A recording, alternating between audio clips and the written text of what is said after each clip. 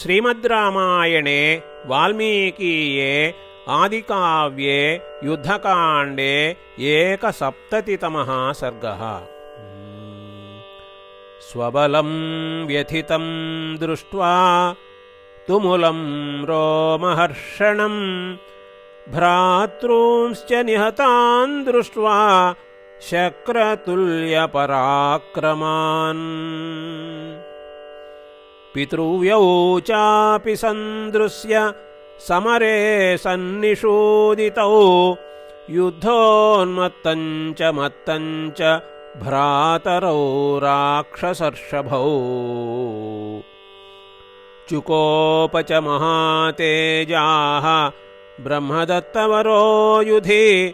अतिकायोद्रिसङ्काशः देवदानवदर्पः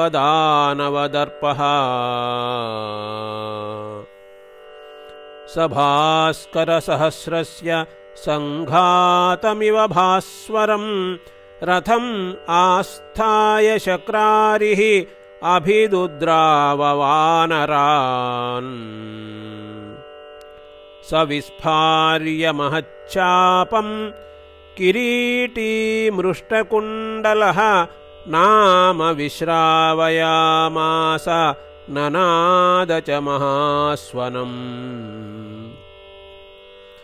तेन सिंहप्रणादेन नाम विश्रावणेन च ज्याशब्देन च भीमेन त्रासयामास वानरान् ते दृष्ट्वा देहमाहात्म्यं कुम्भकर्णोऽयमुत्थितः भयार्ता वानराः सर्वे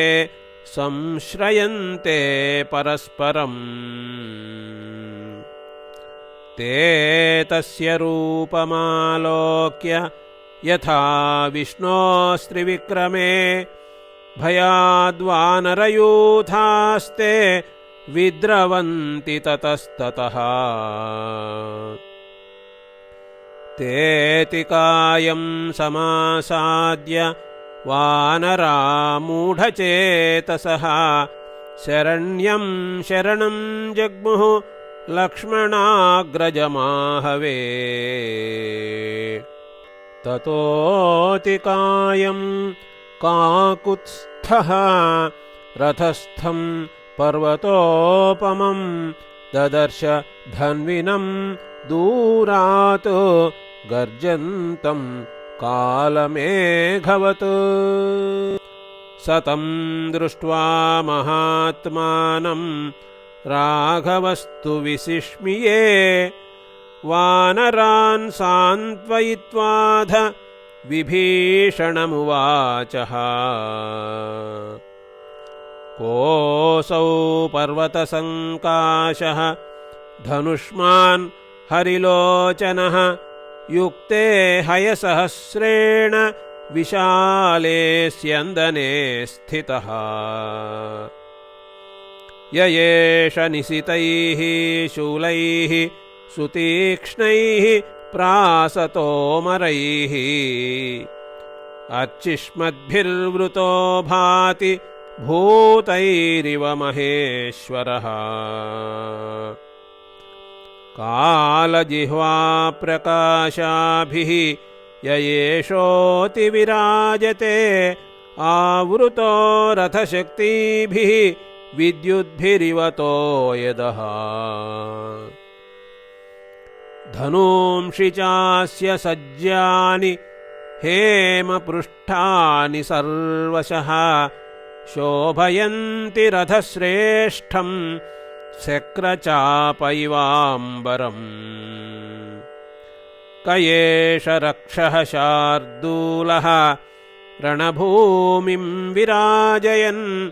अभ्येति रथिनां श्रेष्ठः रथेनादित्यतेजसा ध्वजशृङ्गप्रतिष्ठेन राहुणाभिविराजते सूर्यरश्मिनिभैर्बाणैः दिशो दश विराजयन् त्रिणतं मेघनिह्लादं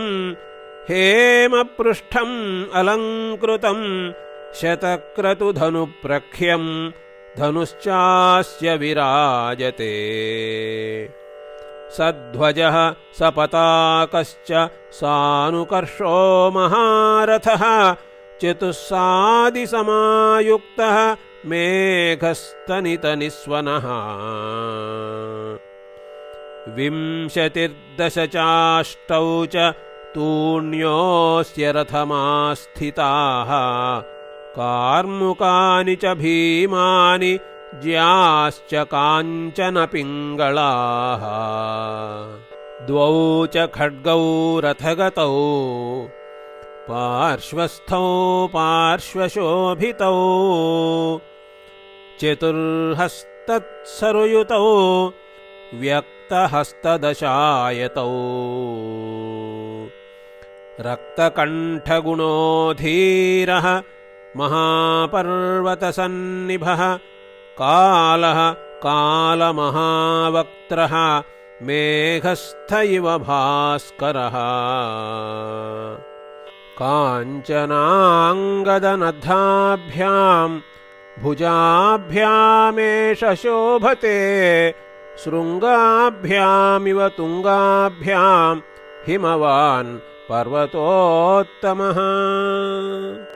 कुण्डलाभ्याम् तु यस्यैतत् भाति वक्त्रं शुभेक्षणम् पुनर्वस्वन्तरगतं पूर्णं बिम्बमिवैन्दवम् आचक्ष्व मे महाबाहो त्वमेनं राक्षसोत्तमम् यं दृष्ट्वा वानराः सर्वे भयार्ता विद्रुता दिशः सपृष्टो राजपुत्रेण रामेणामिततेजसा आचचक्षे महातेजाः राघवाय विभीषणः दशग्रीवो महातेजाः राजा वैश्रवणानुजः भीमकर्मा महोत्साहः रावणो राक्षसाधिपः तस्यासीद्वीर्यवान् पुत्रः रावणप्रतिमो रणे वृद्धसेवी श्रुतिधरः सर्वास्त्रविदुषां वरः अश्वपृष्ठे रथे नागे खड्गे धनुषि कर्षणे भेदे सान्त्वे च दाने च नये मन्त्रे च सम्मतः यस्य बाहू समाश्रित्य लङ्का वसति निर्भया तनयं धान्यमालिन्याः अतिकायमिमं विदुः ये तेनाराधितो ब्रह्मा तपसा भावितात्मना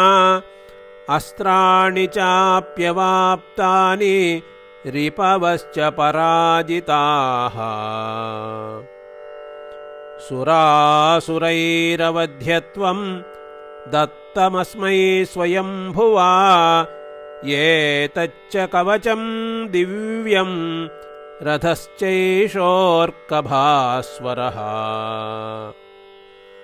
एतेन शतशो देवाः दानवाश्च पराजिताः रक्षितानि च रक्षांसि यक्षाश्चापि निषूदिताः वज्रं विष्टम्भितं येन बाणैरिन्द्रस्य धीमतः पाशः सलिलराजस्य रणे प्रतिहतस्तथा एषोऽतिकायो बलवान् राक्षसानामधर्षभः रावणस्य सुतो धीमान् देवदानवदर्पः तदस्मिन् क्रियतां यत्नः क्षिप्रं पुरुषपुङ्गवा पुरा वानरसैन्यानि क्षयं नयति सायकैः ततोऽतिकायो बलवान् प्रविश्य हरिवाहिनीं विस्फारयामास धनुः ननाद च पुनः पुनः तं भीमवपुषं दृष्ट्वा रथस्थं रथिनां वरम् अभिपेतुर्महात्मानः ये प्रधाना वनौकसः कुमुदो द्विविदो मैन्दः नीलः शरभयेव च पादपैर्गिरिशृङ्गैश्च युगपत् समभिद्रवन् तेषां वृक्षांश्च शैलांश्च शरैः काञ्चनभूषणैः अतिकायो महातेजाः चिच्छेदास्त्रविदां वरः तांश्चैव सर्वान् सहरीन् शरैः सर्वायसैर्बली विव्याधाभिमुखः सङ्ख्ये भीमकायो निशाचरः तेऽर्दिता बाणवर्षेण भग्नगात्राः प्लवङ्गमाः न सेकुरतिकायस्य प्रतिकर्तुं महारणे तत्सैन्यं हरिवीराणां त्रासयामास राक्षसः मृगयूथमिव क्रुद्धः हरिर्यौवनदर्पितः स राक्षसेन्द्रो हरिसैन्यमध्ये नायुध्यमानं निजघान कञ्चित् उपेत्य रामं सधनुः कलापि सगर्वितं वाक्यमिदं बभाषे रथे स्थितोऽहं शरचापपाणिः न प्राकृतं कञ्चन योधयामि यश्चास्ति कश्चिद्व्यवसाययुक्तः ददातु मे क्षिप्रमिहाद्य युद्धम् तत् तस्य वाक्यं ब्रुवतो निशम्य चुकोपसौमित्रिरमित्रहन्ता अमृष्यमाणश्च समुत्पपात जग्राह चापञ्च ततः स्मयित्वा क्रुद्धः सौमित्रिरुत्पत्य तूणादाक्षिप्य सायकम् पुरस्तादतिकायस्य विचकर्ष महद्धनुः पूरयन् स महीं शैलान् आकाशं सागरं दिशः ज्याशब्दो लक्ष्मणस्योग्रः त्रासयन् रजनीचरान् सौमित्रेश्चापनिर्घोषम् श्रुत्वा प्रतिभयं तदा विसिष्मिये महातेजाः राक्षसेन्द्रात्मजो बली अथातिकायः कुपितः दृष्ट्वा लक्ष्मणमुत्थितम् आदाय निशितं बाणम् इदं वचनमब्रवीत् बालस्त्वमसि सौमित्रे विक्रमेष्वविचक्षणः गच्छ किं कालसदृशं मां योधयितुमिच्छसि न हि मद्बाहुसृष्टानाम् अस्त्राणां हिमवानपि सोढुम् उत्सहते वेगम् अन्तरिक्षमथो मही सुखप्रसुप्तं कालाग्निं निबोधयितुमिच्छसि न्यस्य चापं निवर्तस्व मा प्राणान् जहि मद्गतः अथवा त्वं प्रतिष्ठब्धः न निवर्तितुमिच्छसि तिष्ठ प्राणान् परित्यज्य गमिष्यसि यमक्षयम् पश्य मे निशितान् बाणान् अरिदर्पनिषूदनान् ईश्वरायुधसङ्काशान् तप्तकाञ्चनभूषणान् एष ते सर्पसङ्काशः बाणः पास्यति शोणितम् मृगराज इव क्रुद्धः नागराजस्य शोणितम् इत्येवमुक्त्वा संक्रुद्धः शरं धनुषि सन्दधे श्रुत्वातिकायस्य वचः सरोषं सगर्वितं संयति राजपुत्रः स सञ्चुकोपातिबलो बृहच्छ्रीः उवाच वाक्यं च ततो महार्थम् न वाक्यमात्रेण भवान् प्रधानः न कथनात् सत्पुरुषा भवन्ति मयि स्थिते धन्विनि बाणपाणौ निदर्शयस्वात्मबलं दुरात्मन् कर्मणा सूचयात्मानं न विकथितुमर्हसि पौरुषेण तु यो युक्तः स तु शूर इति स्मृतः सर्वायुधसमायुक्तः धन्वी त्वं रथमास्थितः शरैर्वा यदि वाप्यस्त्रैः दर्शयस्व पराक्रमम् ततः शिरस्ते निशितैः पातयिष्याम्यहं शरैः मारुतः कालसम्पक्वं वृन्तात् ताळफलं यथा अद्य ते मामका बाणाः तप्तकाञ्चनभूषणाः पास्यन्ति रुधिरं गात्रात् बाणशल्यान्तरोत्थितम् बालोऽयमिति विज्ञाय न मावज्ञातुमर्हसि बालो वा यदि वा वृद्धः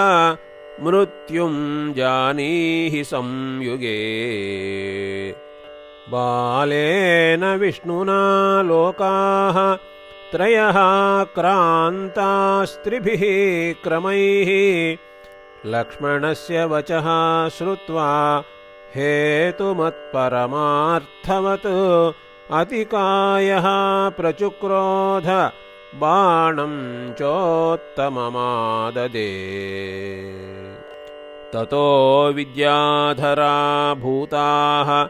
देवा दैत्या महर्षयः गुह्यकाश्च महात्मानः तद्युद्धं द्रष्टुमागमन् ततोऽतिकायः कुपितः चापम् आरोप्य सायकं लक्ष्मणाय प्रचिक्षेप संक्षिपन्निव चाम्बरम् तमापतन्तं निशितं शरम् आसीविषोपमम् अर्धचन्द्रेण चिच्छेद लक्ष्मणः परवीरः तं निकृत्तं शरं दृष्ट्वा कृत्तभोगमिवोरगम् अतिकायो भृशं क्रुद्धः पञ्चबाणान् समाददे तान् शरान् सम्प्रचिक्षेप लक्ष्मणाय निशाचरः तान् प्राप्तान् शरैस्तीक्ष्णैः चिच्छेद भरतानुजः पञ्चभिः पञ्चचिच्छेद पावकार्कसमप्रभैः सतान् छित्त्वा शरैस्तीक्ष्णैः लक्ष्मणः परवीरः आददे निशितं बाणं ज्वलन्तमिव तेजसा तमादाय धनुश्रेष्ठे योजयामास लक्ष्मणः विचकर्ष च वेगेन विससर्ज च वीर्यवान् पूर्णायतविसृष्टेन शरेण नतपर्वणा ललाटे राक्षसश्रेष्ठम् आजघान स वीर्यवान् स ललाटे शिरोमग्नः तस्य भीमस्य रक्षसः ददृशे शोणितेनाक्तः पन्नगेन्द्र इवाचले राक्षसः प्रचकम्पे च लक्ष्मणेषु प्रपीडितः रुद्रबाणहतं घोरं यथा त्रिपुरगोपुरम् चिन्तयामास चाश्वास्य विमृश्य च महाबलः साधु बाणनिपातेन श्लाघनीयोऽसि मे रिपुः विधायैवं विनम्यास्यं नियम्य च भुजावुभौ सरथोपस्थमास्थाय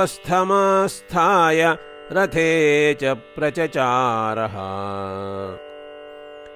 एकं त्रीन् पञ्च सप्तेति सायकान् राक्षसर्षभः आददे सन्दधे चापि विचकर्षोत्ससर्ज च ते बाणाकालसङ्काशाः राक्षसेन्द्रधनुश्च्युताः हेमपुङ्खारविप्रख्याः चक्रुर्दीप्तमिवाम्बरम् ततस्तान् राक्षसोत्सृष्टान् शरौघान् राघवानुजः असम्भ्रान्तः प्रचिच्छेद निशितैर्बहुभिः शरैः तान् शरान् युधि सम्प्रेक्ष्य निकृत्तान् रावणात्मजः चुकोपत्रिदशेन्द्रारिः जग्राह निशितं शरम् ससन्धाय महातेजाः तं बाणं सहसोत्सृजत् ततः सौमित्रिमायान्तम् आजघानस्तनान्तरे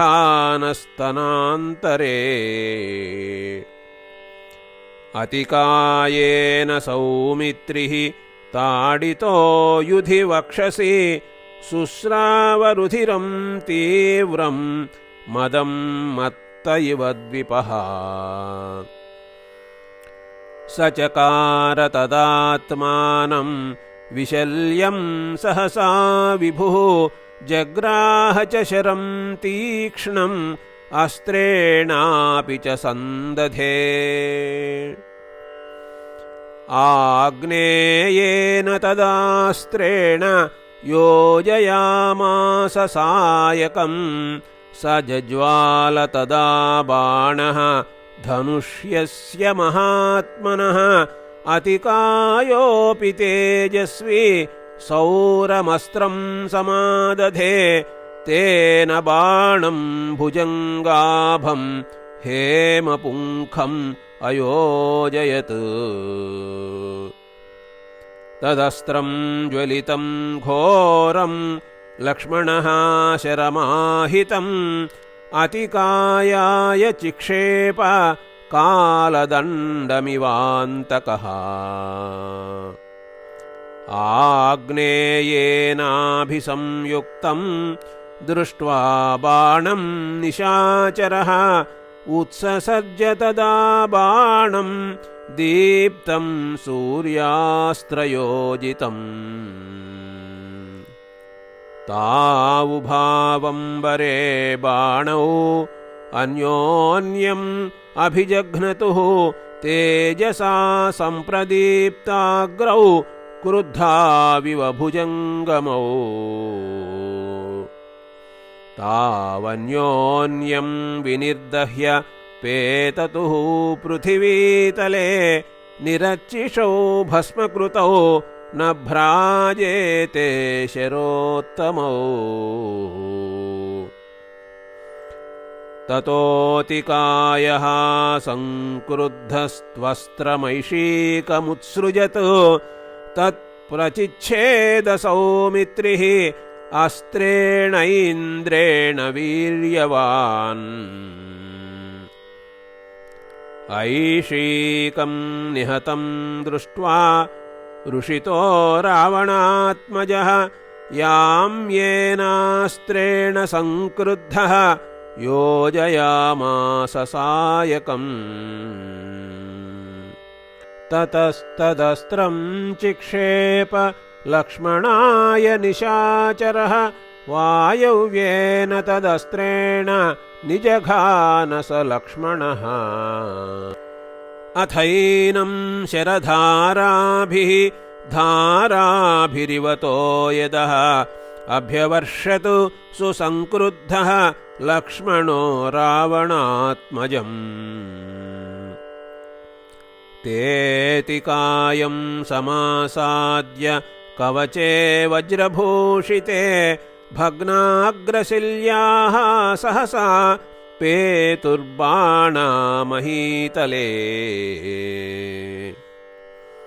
तान्मोघान् अभिसम्प्रेक्ष्य लक्ष्मणः परवीरः अभ्यवर्षन्महेषूणां सहस्रेण महायशाः। सवृष्यमाणो बाणौघैः अतिकायो महाबलः अवध्यकवचः संख्ये राक्षसो नैव विव्यथे। शरं चासी विशाकारं लक्ष्मणाय व्यपासृजत् स तेन विद्धः सौमित्रिः मर्मदेशे शरेणः। मुहूर्तमात्रं निस्सङ्गः ह्यभवत् शत्रुतापनः ततः संज्ञाम् उपालभ्य चतुर्भिः सायकोत्तमैः निजघान हयान् संख्ये सारथिं च महाबलः ध्वजस्योन्मथनं कृत्वा शरवर्षैररिन्दमः। असम्भ्रान्तः स सौमित्रिः तान् शरान् अभिलक्षितान् मुमोच लक्ष्मणो बाणान् वधार्थं तस्य रक्षसः। न शशाकरुजं कर्तुं युधि तस्य शरोत्तमः अथैनम् अभ्युपागम्य वायुर्वाक्यमुवाचः। ब्रह्मदत्तवरो ह्येषः अवध्यकवचावृतः ब्राह्मेणास्त्रेण भिन्ध्येनं येष वध्यो हि नान्यथा। अवध्य एष ह्यन्येषाम् अस्त्राणां कवची बली। ततस्तु वायोर्वचनं निशम्य सौमित्रिरिन्द्रप्रतिमानवीर्यः समाददे बाणममोघवेगम् तद्ब्राह्ममस्त्रं सहसा नियोज्य तस्मिन्महास्त्रे तु नियुज्यमाने सौमित्रिणा बाणवरेसिताग्रे दिशश्च चन्द्रार्कमहाग्रहाश्च नभश्च तत्रासचचालचोर्वी तं ब्रह्मणोऽस्त्रेण नियुज्य चापे शरं सुपुङ्खं यमदूतकल्पं सौमित्रिरिन्द्रारिसुतस्य तस्य ससर्ज बाणं युधि वज्रकल्पम् तं लक्ष्मणोत्सृष्टममोघवेगं समापतन्तं ज्वलनप्रकाशं सुवर्णवज्रोत्तमचित्रपुङ्खं तदातिकायः समरे ददर्श तं प्रेक्षमाणः सहसातिकायः जघानबाणैर्निशितैरनेकैः ससायकस्तस्य सुपर्णवेगः तदातिकायस्य जगामपार्श्वम् तमागतं प्रेक्ष्य तदातिकायः बाणं प्रदीप्तान्तककालकल्पं जघानशक्तिरुष्टिगदाकुठारैः शूलैर्हुलैश्चात्यविपन्नचेताः तान्यायुधान्यद्भुतविग्रहाणि मोघानि कृत्वा सशरोऽग्निदीप्तः प्रगृह्य तस्यैव किरीटजुष्टं ततोऽतिकायस्य शिरोजहार तच्छरं सशिरस्त्राणं लक्ष्मणेषु प्रपीडितं पपात सहसा भूमौ शृङ्गं हिमवतो यथा तं तु भूमौ निपतितं दृष्ट्वा विक्षिप्तभूषणं बभूवुर्व्यथिताः सर्वे हतशेषा निशाचराः ते विषण्णमुखा दीनाः प्रहारजनितश्रमाः विनेदुरुच्चैर्बहवः सहसा विस्वरैः स्वरैः ततस्ते त्वरितं याताः निरपेक्षा निशाचराः पुरीमभिमुखा भीताः द्रवन्तो नायके हते प्रहर्षयुक्ता बहवस्तु वानराः प्रबुद्धपद्मप्रतिमाननास्तदा अपूजयन् लक्ष्मणमिष्टभागिनं हते रिपौ भीमबले दुरासदे अतिबलमतिकायमभ्रकल्पम् युधि विनिपात्य स लक्ष्मणः प्रहृष्टः त्वरितमथ तदा स रामपार्श्वम् कपिनिवहैश्च सुपूजितो जगाम इति आर्षे श्रीमद्रामायणे वाल्मीकीये आदिकाव्ये युद्धकाण्डे 170तमः सर्गः।